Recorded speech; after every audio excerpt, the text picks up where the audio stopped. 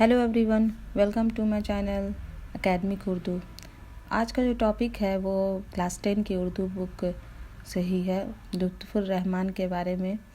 और उन्होंने जो हम लोगों को जो 10th क्लास में पढ़ने के लिए है, जो उन्होंने लिखा है उनका एक तनकीदी मजमुआ है, मतलब क्रिटिकल वर्क है, उर्दू ड्रामा निगारी और आगा हश्र।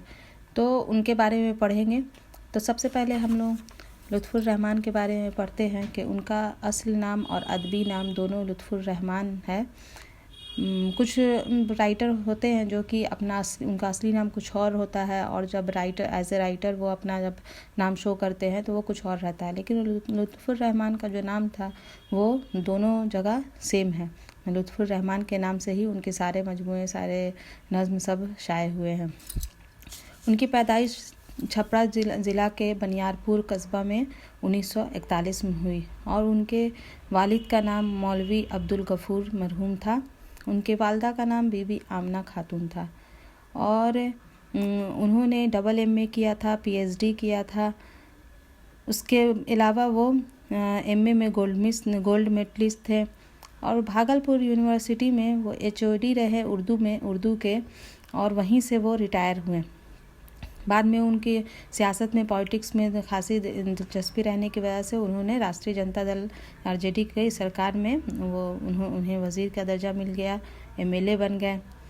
और उन्होंने बहुत सारे शेर व शायरी और मज़ामीन लिखे हैं, और इसके अलावा क्रिटिकल वर्क, तनकीदी मजमुआ और अफसाना निगारी, शायरी सब उन्होंने किया है, जिसमें से ताज़गी बर्गनवा, बोसाए नम, सनम आशना, ये सब उनके मशहूर और मारूफ किताबें हैं।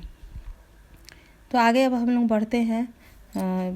जो टॉपिक हम लोग को इस 10th क्लास की बुक में पढ़ना है, उर्दू ड्रामा निगारी और आगा हश्र। इस वर्क में उन्होंने आगा हश्र के बारे में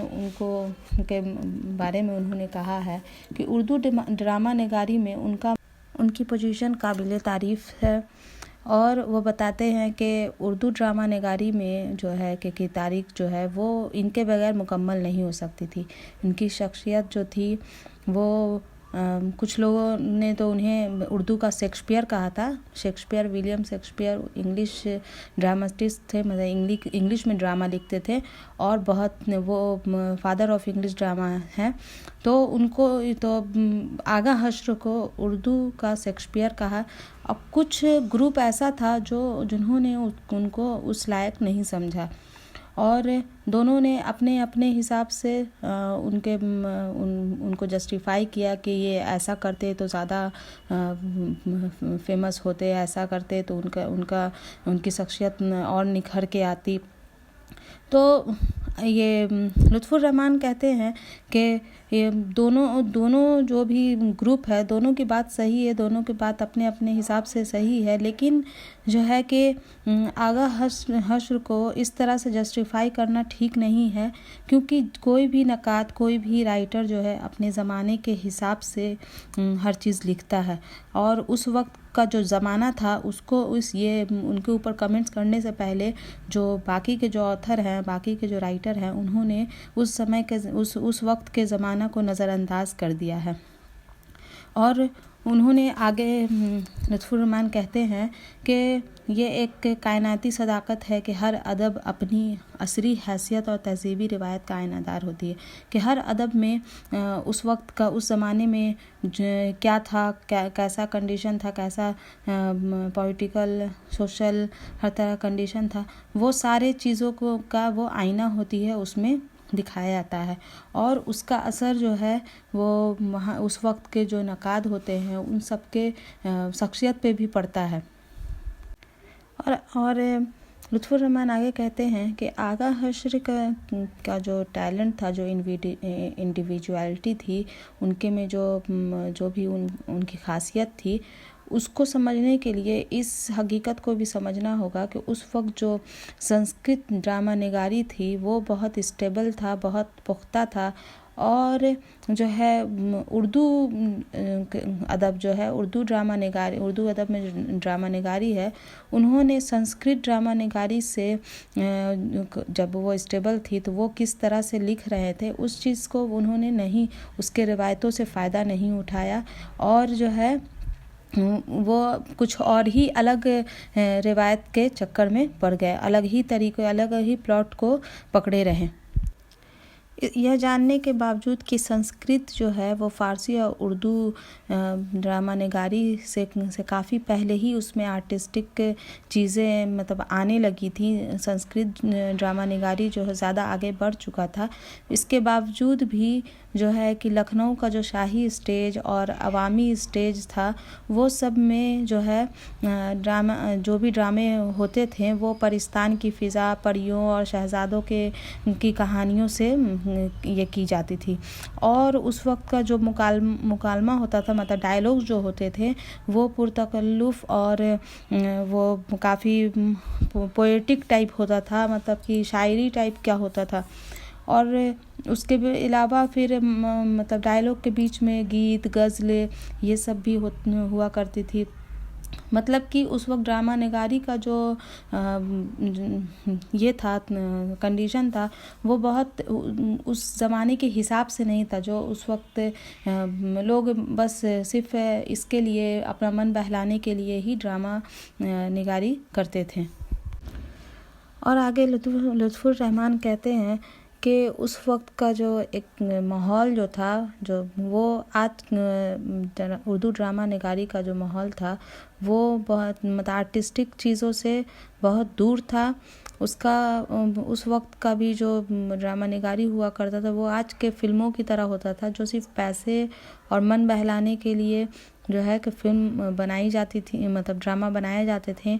और जैसे कि आजकल हो रहा है कि बने बनाए फार्मूलों पर, उसी पर बस एक ही कॉन्सेप्ट पे बार बार ड्रामा बनाना, ये उस वक्त के दौर में हो रहा था। कुछ नयापन लाने की कोशिश नहीं की जा रही थी। और आगा हश्र भी जो है उस वक्त जो ड्रामा कंपनियों का मकसद था, और जो आगा हश्र के ज़माने में वो बस पैसा कमाना और बिज़नेस करना था। आगा हश्र की ड्रामा निगारी का आगाज़ 1901 में हुआ था। उसके बहुत कबल अलीगढ़ यूनिवर्सिटी भी ये इसमें आ चुकी थी, उसका फाउंडेशन हो चुका था। और उस वक्त हाली शुबली, मोहसिनुल मुल्क और वक़ारुल मुल्क जो है वो सब कोशिश कर रहे थे उर्दू अदब में कुछ नयापन लाने का, लेकिन फिर भी जो है उर्दू ड्रामा निगारी जो था वो अपना पुराने ही डगर पे चल रहा था। आगे लुत्फ़ुर रहमान कहते हैं कि यह दुरुस्त था कि आगा हश्र के कबल तालिब बनारसी, बेताब दहलवी और एहसन लखनवी जो है ड्रामों में कुछ तब्दीलियां मतलब कर रहे थे, लेकिन वो भी तब्दीलियां जो है अवामी पसंद और नापसंद को देख करके की जा रही थी।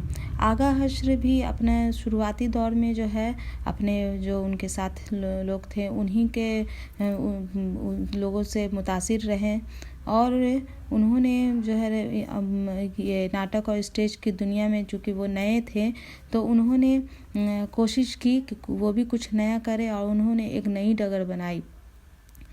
और आगा हश्र जो है पहले ड्रामा निगार थे जिन्होंने सबसे पहले जो असरी ज़िंदगी के हकीकतों को अपना मौजू बनाया, अपना टॉपिक बनाया, उस वक्त के ज़माने का जो हकीकत था, और अपने ड्रामों में समाजी और माशरती मसाइल को जगह दी। जदीद उर्दू अदब और शायरी में जो औलियत हुसैन आज़ादी, हाली और शुबली को जो लोगों को फर्स्ट मतलब वैल्यू जो मिलता है वही उर्दू ड्रामा निगारी में आगा हश्र को भी था।